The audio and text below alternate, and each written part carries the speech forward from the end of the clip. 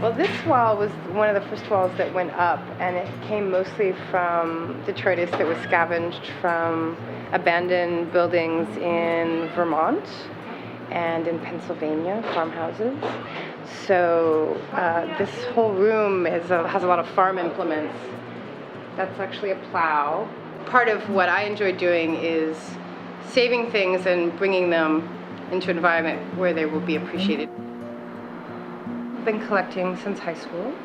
I went to high school in Pittsburgh, Pennsylvania, and I lived in a part of town that was called Polish Hill, and it was right below a highway that went through town that was called Bigelow Boulevard. And when cars drove on the highway, they would often lose little bits, such as hubcaps and things. And because I walked home along the boulevard, I would pick up these things because they were beautiful.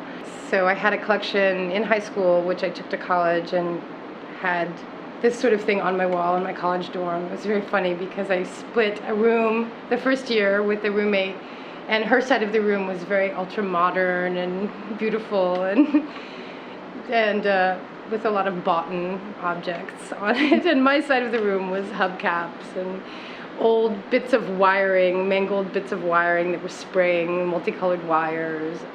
The collection has accrued over the years from scavenging unloved objects. It seemed very sad to me that these things, because they were no longer used, had become garbage, landfill, trash. They seemed to me worth saving just for their aesthetic components and for the history that's in them. It's my way of holding on to a little bit of the past.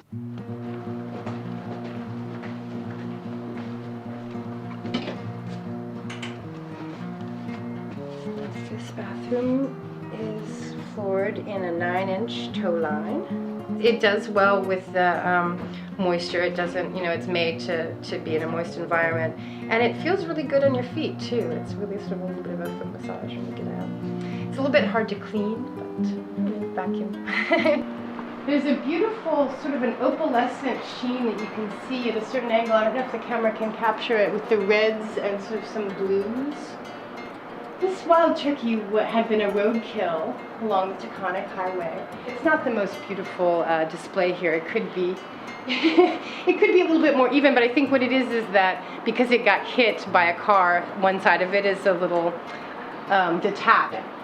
Turkey is a bird of thanks, so I felt like it was a very good sign to find a turkey that was it was a way of kind of acknowledging that I am grateful for everything that I find. On the wall there's one cross that is a memorial marker. I certainly have some misgivings about removing markers from the area that they had been marking, but in this case this was taken off-site. It was no longer at a specific locale. It's always an interesting thought process to consider the impact of taking things away as well, because part of my joy of discovering an abandoned place full of amazing objects is that moment where you get to a viewpoint into how people lived and the site's specificness of the objects that are there. I have one piece that I would like to show you. When people ask me what my favorite object is, I bring out this one specific piece. Let me see if I can find that.